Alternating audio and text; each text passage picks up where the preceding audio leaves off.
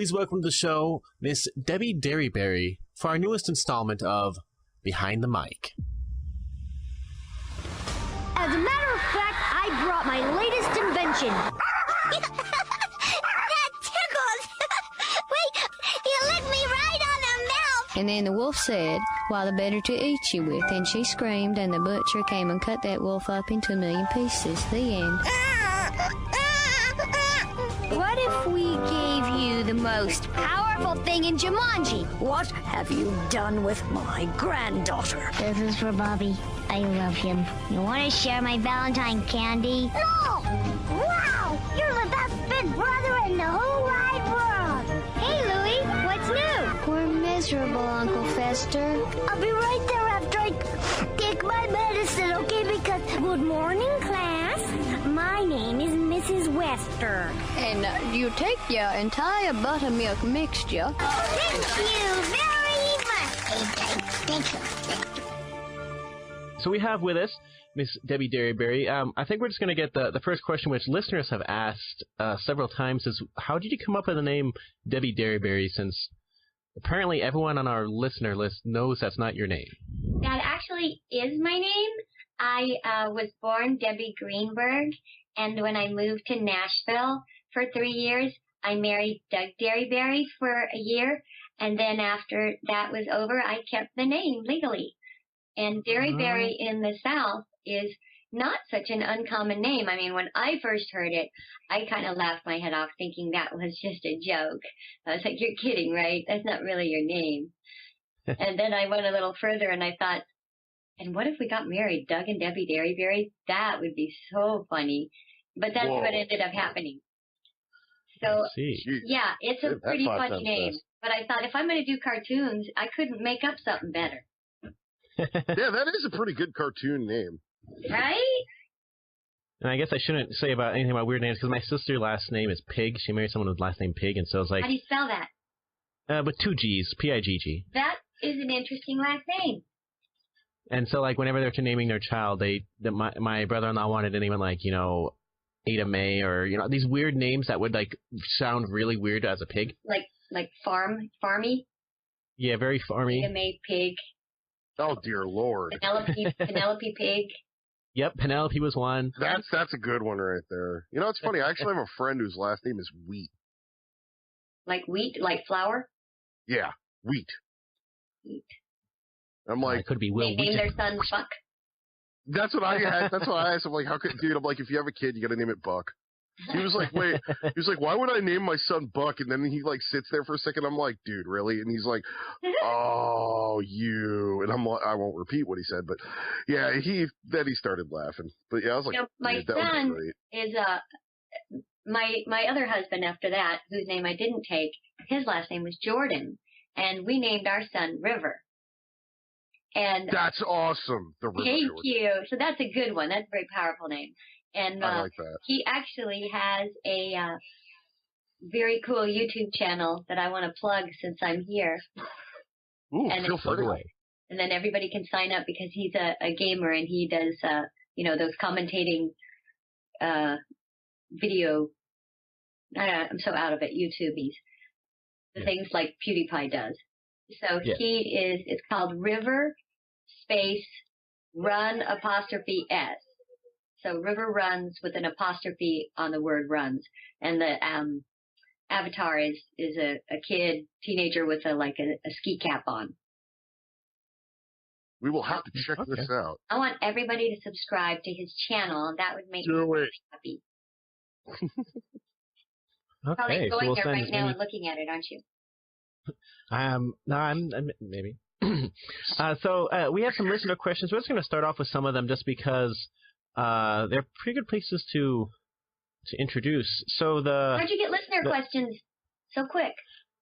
Well, we knew that you'd be on eventually, and so we just asked. Oh, smart. Yeah, we do that. We're like, let's see, who do we want to talk to? And then we'll be like, hey, if we talk to this person, you guys got a question? Then they send us that, and then we just log it. This way we have it. Okay. So a listener question says, you've worked on a lot of Studio Ghibli Miyazaki projects as a voice. And they just want to know, as a voice actor, does it feel extra special or something different to work on a project such as working on a Miyazaki film by those type of films that are, I should say, very well liked and respected in the animation community?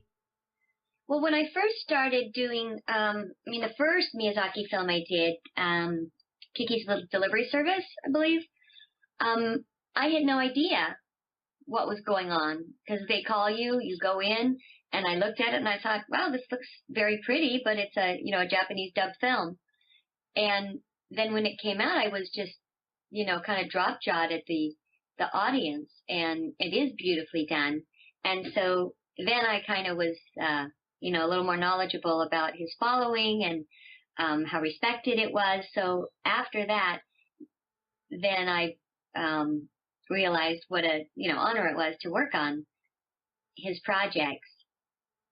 And it's always a coup when you get a call for a Miyazaki film. I think we did the other one that starts with a P, about that little blobby guy. What's it called? Porco Rosso. And I think you did Princess Mononoke as well. Porco Rosso. I'm thinking of another one, more watery. Ponyo? Yeah. Ponyo. I can't pronounce that either, so don't feel bad. More watery, and you knew what I was talking about. Strangely but enough, you've worked on a lot too. of his projects. That's weird. What? Oh, it's James. Can you repeat your question, James? You got a little fuzzy. Oh, sorry. I was going to say, the weird thing is, so did I. What?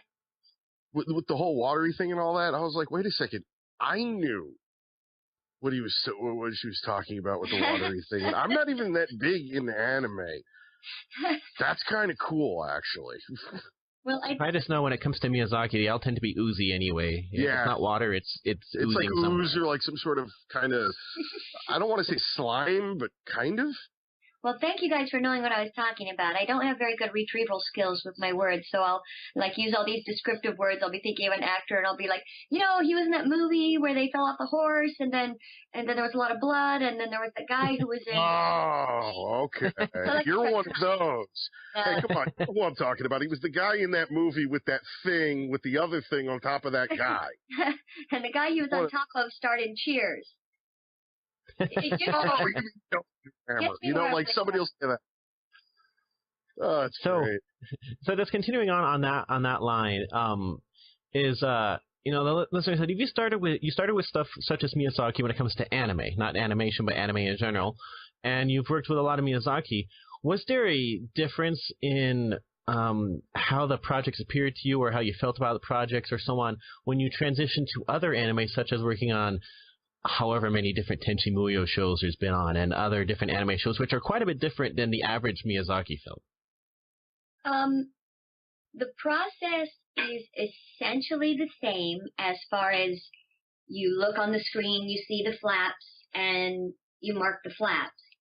And in the Miyazaki films, we also voiced every other thing in the movie. It was done more like a feature film where you're in a giant studio at Disney and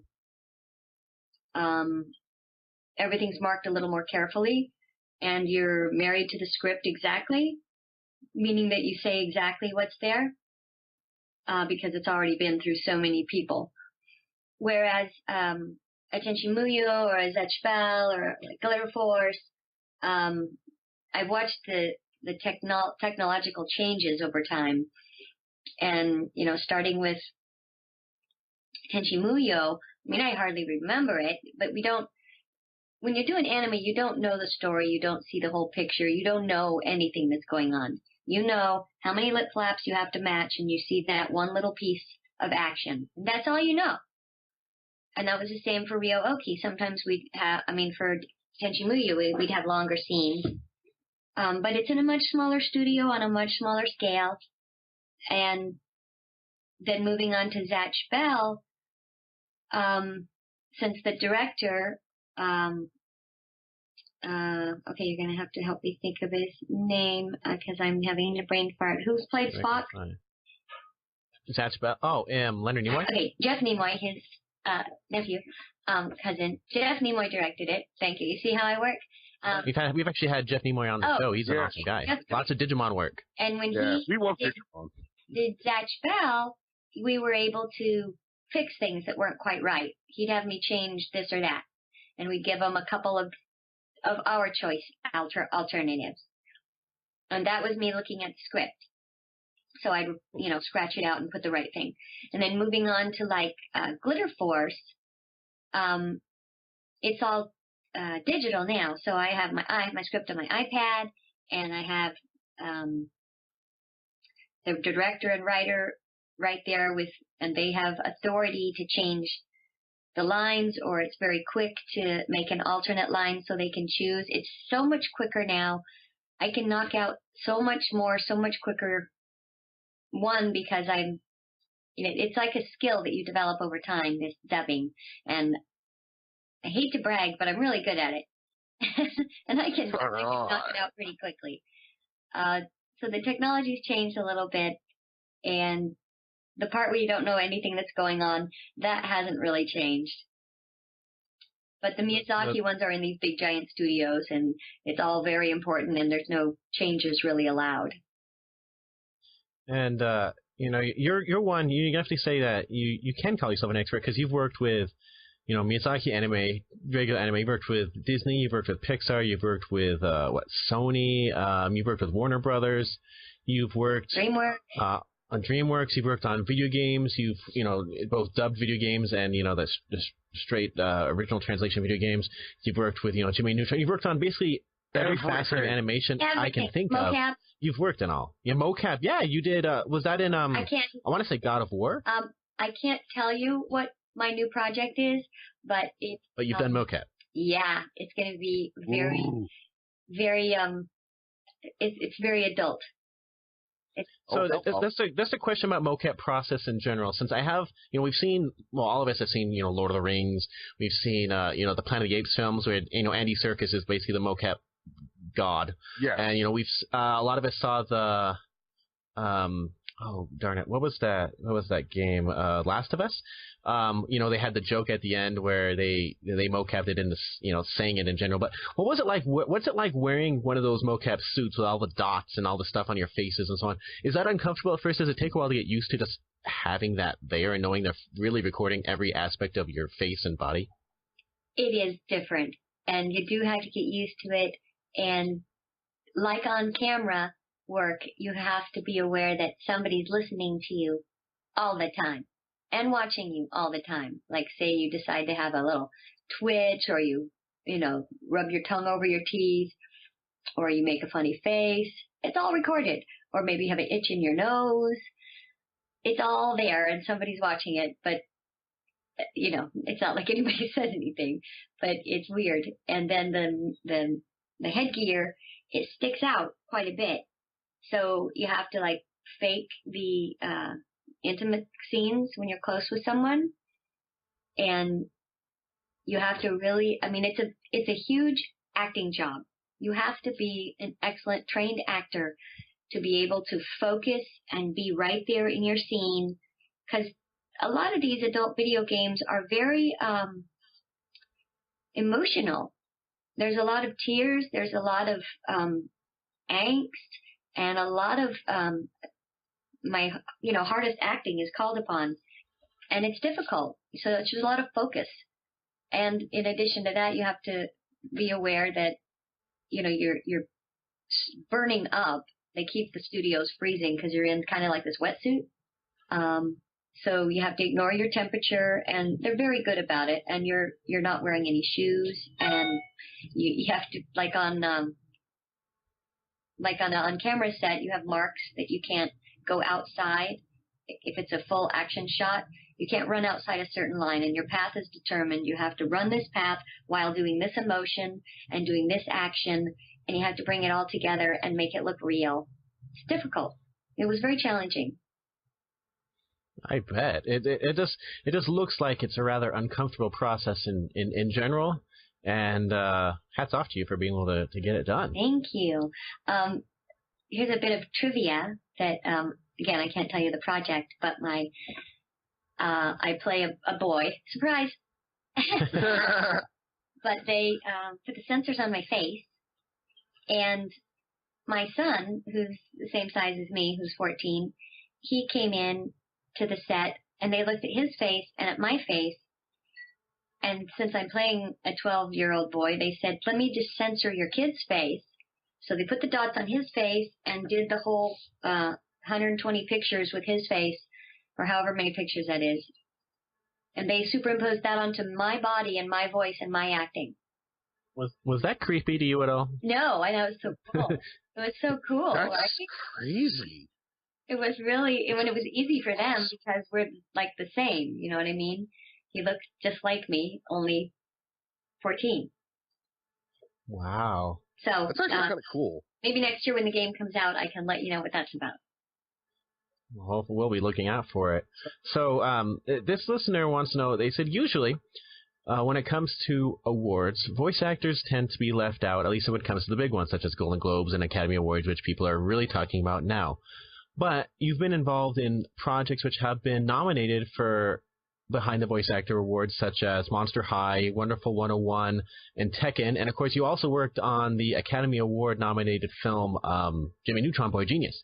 Yep. And they just want to know, does it help validate your guys' work to know that some people at least recognize the hard work that the voice actors put behind these things? Or as a voice actor, does it really not matter when people don't recognize a voice actor's hard work in projects? I think when I first started, like before the internet and all, it wasn't a big deal. And voiceover is a very humbling facet of the industry because people don't recognize you. You know, if I use my normal voice, people probably won't know who I am. Sometimes they do. They'll go, wow, you have a great voice. And I'll be like, uh-oh. Then they get into it and they'll find out what I do and start treating me different. But it's nice to be invisible. As far as recognition, it's nice when the project is recognized, but in the bigger award shows, of course, they're not going to recognize us daily grind voice artists. They're going to recognize the on-camera artists who have jumped over into voiceover, who, you know, haven't taken my animation class and don't know as much as they should. I just think all on-camera actors should take my voiceover class so that they know the rules better. Yes. Sometimes it's a little frustrating. And even on things like the Annies, it goes to the on-camera actors more times than not. And it's a system that's not based on how skilled you are. It's a system that's based on how many dollars the person asking for the nomination pays into it, or how much money they spend on their advertising for their project. So it's not apples to apples. I think my biggest pat on the back comes from fans and radio shows and web shows like you guys. When I'm at conventions and I do panels and the people show up, that's where I see my fans and the emails from them. I love all of that, and that is my pat on the back, because we essentially are invisible in the big awards ceremonies. Yeah, I still think that's a crying shame. I think that may be changing soon, but we'll see. I know there's definitely more of a push. Yeah, I definitely do. Cause, you know, if you look at it, I've brought this up with my wife just a while ago. If you look at for example, an average DreamWorks movie, they'll cast, say, I think it was Shark Tale when we were looking at, you know, there's Will Smith, there's all these big these big actors doing these voices, but I know voice actors who can do the voices better than they can. Cheaper. Like, you can put Tom Kane in there and he'll do like 17 of their voices. That's right. Yeah, and that'd be Bradley Baker and every animal's covered. Yep, that's right. And a whole lot less money for production. But apparently they think it makes a difference in box office sales to have, you know, someone with a very low star meter in the credit. And I don't know that I'm going to lift a finger to change that process, but that's just kind of how it is. I'm doing what I love to do, and I'm glad that, you know, people are able to contact me via the internet and in conventions and tell me that they love it. But few of us get that national on-camera Oscar acclaim. Okay. So here, another listener question. This listener says, I met you at a convention once and had you sign a picture of the puppies from Babe. And you told me once that was a fairly unique thing for people to have you sign. They want to know, what is the most unique or strange show or project that you've worked on that someone's wanted you to sign a picture of or sign something from that you were least expectant someone to actually approach you about? Well, in addition to that person who had me sign the puppies in Babe, which I do remember that was adorable, I didn't know that people made a big thing out of, you know in Toy Story where those little aliens are in the globe and they're like, pick me. The claw. Yeah. Yes. I don't think it was me that said the claw. I don't know who it was. It was just a group of us, and we were like, pick me. So people have brought me pictures of that, and somebody even brought me a T-shirt of that. And, you do it and you kind of forget about it because you go from one project to the next. And then lately, I haven't had anybody ask me to sign it, but I remember people are remembering the seagulls in Nemo. Mine. That thing. You did the mine? Mine. Yeah, that was the best. And that just came up like we were doing seagull sounds. We were like, rah, rah, rah. and one of the directors was like, say mine. And so all of us started saying mine. And it's kind of become a thing.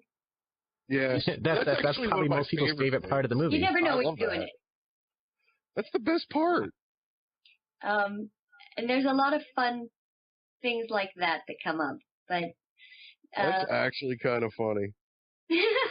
If I ever know that I'm going to meet you, I'm bringing a picture of those seagulls with me.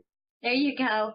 I think my next convention is not till October, but I'm sure there'll be some that come in before then. But apparently they wanted to grab me before somebody else did over that weekend. But now that F is for Family is out and Glitter Force is out and Lucky's Tale is on Oculus Rift with 3.5 million pre-sales, I think I might be doing some more conventions. Speaking of some of your on-screen roles, iCarly and some of the other ones, this listener wants to know, since you're a voice actor and you're used to doing so much stuff where your voice is heard but you're not necessarily seen, does it ever feel odd when you go onto a live-action set and all of a sudden everything you do is on camera? No, because I'm an actor. A lot of my jobs are voice actor jobs. But that doesn't mean I don't do on camera. I'm trained in both. I know how to do both. I just did an episode of the Rob Lowe show, The Grinder, going out today on camera. I just will say that most of my bookings are in voice, but that a lot of people want to get into voice acting without being actors. But it's an acting job, and you do need to be trained on camera as well, because you never know when something is going to turn, say, mocap. Yeah, that's a voice acting job, but that's also an on-camera job. So for me, it doesn't feel funny because I am a trained actor. I continue to study. I take on-camera classes as well as voice study, and I teach. I'm just coming out with a book that will be out probably in 2 weeks. Voiceover 101, How to Succeed in Voiceover. And I talk a lot about it in there about that it is an acting job. And so in addition to studying voice, you need to study acting and improv and everything else that goes along with being an actor.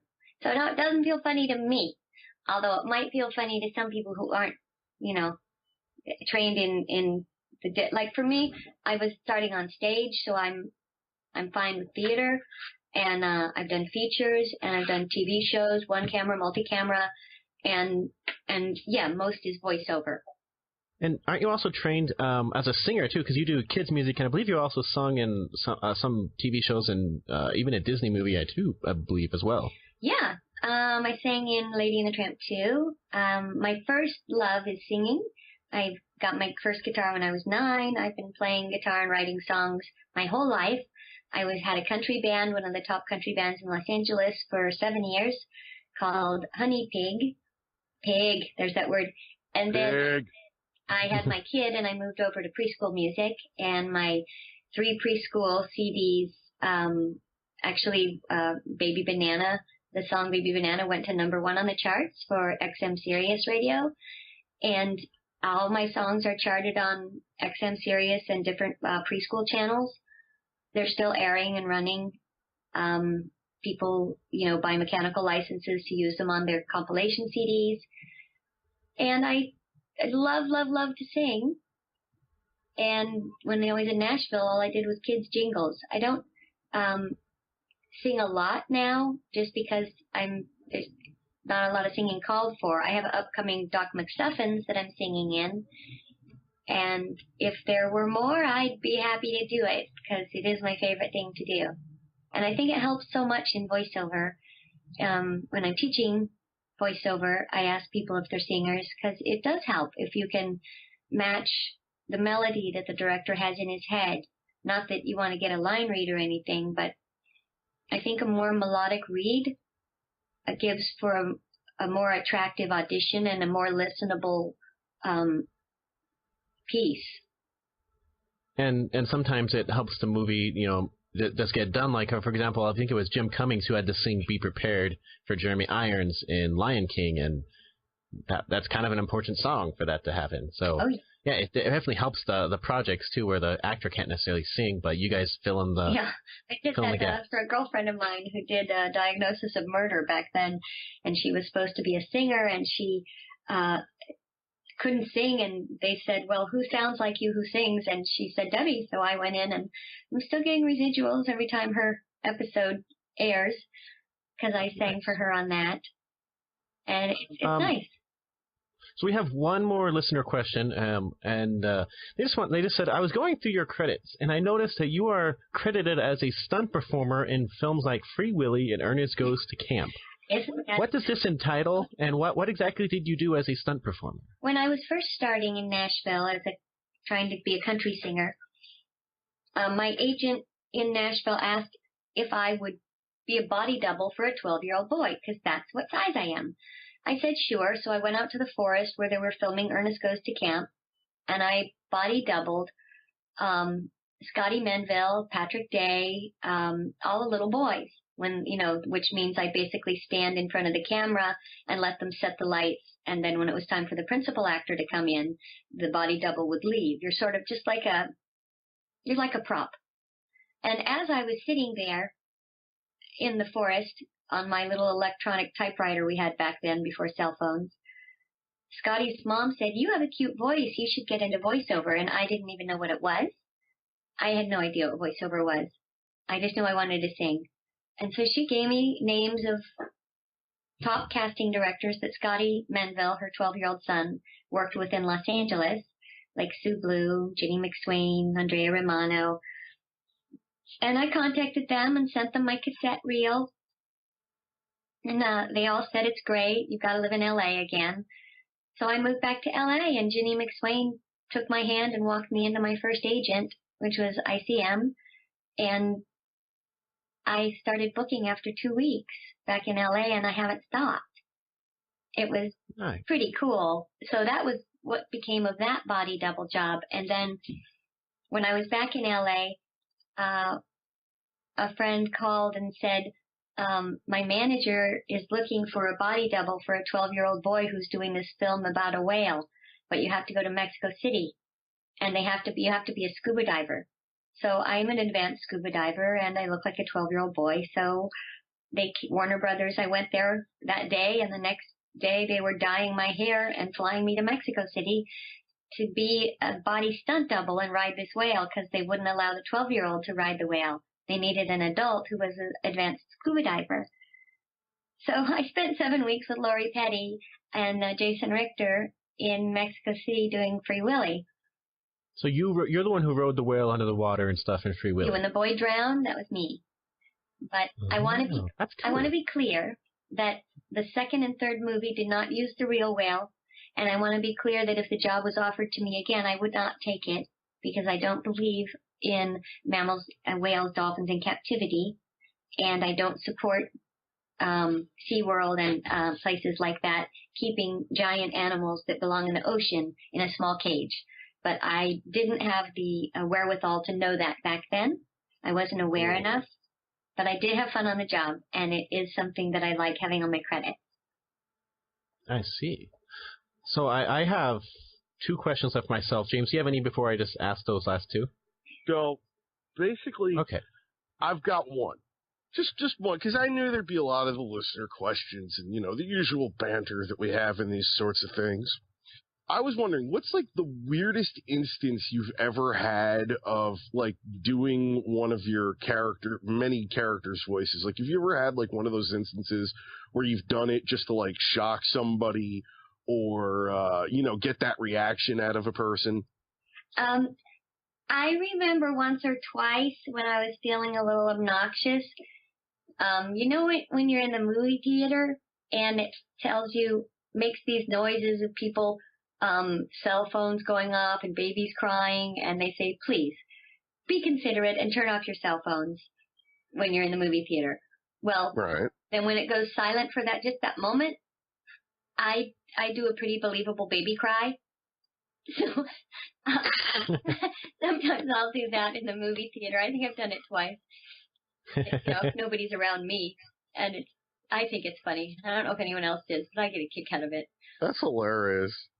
And I do it in the supermarkets too. When I'm on an aisle and I'm all alone and nobody's there, but people are on the other aisles, I'll cry like a baby, and then people will come and look, and there'll be nobody there. It's just me shopping. You're like, what? Sorry, I didn't hear anything. Nope, not here. Great. So my 2 questions. First one is, when I was a kid, actually probably when I got to a teenager, I was shocked to learn that pretty much every young male character in animation that I've ever seen, be it anime or American animation, is voiced by a female. When you got into animation, did you know that all these little boy characters are usually voiced by females? And was that odd to you, just getting into that? Because you voiced a lot. Yeah, when I first got into the business, I was pretty much, my voice was up here, and I just did little girl voices. And then I started training and was able to get my voice down here. But it took a lot of work, and I wanted to audition for little boy parts, but I just didn't get the knack of it. And then I kept studying and slowly got the knack of it. And when I went in to read for Jimmy Neutron, it was just a interstitial back then. That's the first thing they auditioned. It was just this little 7-minute show. And everybody auditioned for it. You'd look at the call sheet, and Pammy Adlin was there, and E.G. and Tara, and everybody. And I thought, well, certainly Nancy and Pammy and E.G. have gruff gravel in their voice, sort of texture, and I don't have that. My little boy voice had nothing like that, so I used the little boy voice with no texture for Jimmy Neutron, and that's the one they chose. And it was from there that I was able to start doing little boy voices and feeling a little more confident about it. And then I had this whole on-camera campaign with Duracell batteries.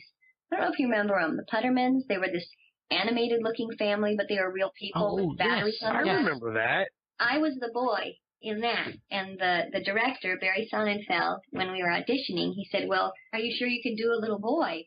And I said, well, I played a body double in Free Willy, and I do boys' voices all the time. So, yeah, I can do that. So that was a very good gig, playing a boy on camera. Actually, in Nashville, I actually was in Jim Varney's show, Hey Vern, It's Ernest, playing the boy clown in the Clown Family vignette with this big clown costume.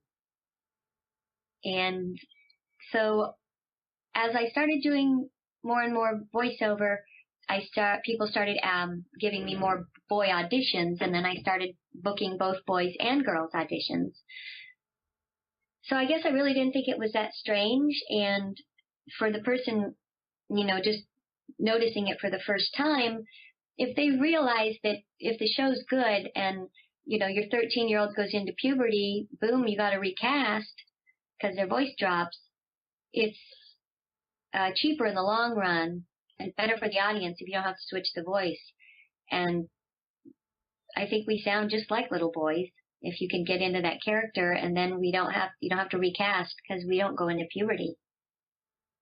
That makes a lot of sense. Yeah, So my last question I have is, I was told this, though I haven't found any official confirmation somewhere, but that you worked on Family Guy singing the theme song? Yeah, I don't know how that is up there. I didn't sing it. I tried to get it off IMDb or Wiki, wherever it is. I didn't sing the theme song, but I do take sight singing classes from Gerald White, who does a lot of singing on Family Guy. So I don't know who put that up there, but I'd like to be getting residual checks for singing on Family Guy. How about that? Right? That'd be a lot of money. That show plays so much. You'd have those checks must be nice. I could sing it. I'll tell you that. I could sing the whole thing for you, but nope. She's like, Family Guy. Sometimes it's really hard to get things off of Wikipedia and IMDb. Even if I really find a fiver who's good at it, it's nearly impossible. Yeah, we've learned from other people that IMDb, people put stuff on IMDb, but like half the time they don't believe it. It's you when you want to take it off, and yeah. That's why we go to like your website where you actually have your stuff listed. It also says that I have an AKA of Marie Cabot. I can't get that off, and that's not me. I don't know who that is. It's not her. Not me. But if they want to give you credit for it, as long as they pay you. Well, they don't.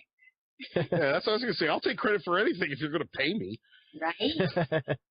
Like, so, we're going to begin wrapping this up because we know you have auditions. We don't want to take much of your time. First of all, thank you. Thank you so much. Well, thank you. So the last thing we're just going to ask you is, you mentioned you have a book coming out, and you mentioned you have an appearance in October. If you have anything else you'd like to promote or want to promote more in that book, or where people can find it and so on, we're going to give you the soapbox now to promote your website, how people can contact you, projects, and anything that you would like the fans to know. Promote away. Thank you. Well, first, I'd love for you guys to follow me on Twitter, and it's at Debi Derryberry, and my name is spelled kind of weird. It's D-E-B-I with 4 letters. And Derryberry is spelled like strawberry, kind of, but Derryberry, D-E-R-R-Y-B-E-R-R-Y. So at Debi Derryberry, and that's the same for my Vine, which I would love for you to subscribe to. You can subscribe to my YouTube channel. That would be awesome, and that's Debi Derryberry. For my voiceover classes, I have a Facebook page, a Facebook fan page that you can like. The Facebook page is called Debi Derryberry Voiceover Classes, and you guys can go there, and I usually post pictures of my classes and the upcoming classes. I don't Skype people in on classes, but I do Skype people privately if they want lessons. My book is going to be out probably, I don't know when this is going to air, but by Valentine's Day. I hope to have it out, 2016. And I would love to have everybody go check it out. It's at Amazon, and it's also going to be an ebook. You can download it. It has e-links to videos, and you can get the hard copy, but there's QR codes to the videos in it. It's going to tell you everything you want to know about how to get into voiceover. And my new 3 projects I'd love for you to watch are F is for Family on Netflix. I play the voice of the daughter, Maureen, and Kitty with the diapers. And Phil, the next door neighbor with the braces. And then I also have another show called Glitter Force, and that's on Netflix. And I play the mascot Candy, this little bunny cat fluffy thing that guides all the Glitter Force girls to do their good deeds. And then I have another voice of Lucky, which is the game that comes bundled with the new Oculus Rift. And right now they're at 3.5 million pre-sales, but the game that comes bundled with it is called Lucky's Tale, and I am the voice of Lucky. Those are the things coming up, and I'm really excited about it all. So thank you so much for having me on the show. Thank you. Just one quick request at the end, just so we can help continue promoting the show on other episodes. Could we have a bumper with you just saying something along the lines of, hello, this is Debi Derryberry, voice of, insert some of your voices, and you're listening to Bombad Radio. Okay, you ready? Hi, this is Debi Derryberry, the voice of Jimmy Neutron, and you're listening to Bombad Radio. Got 'em last!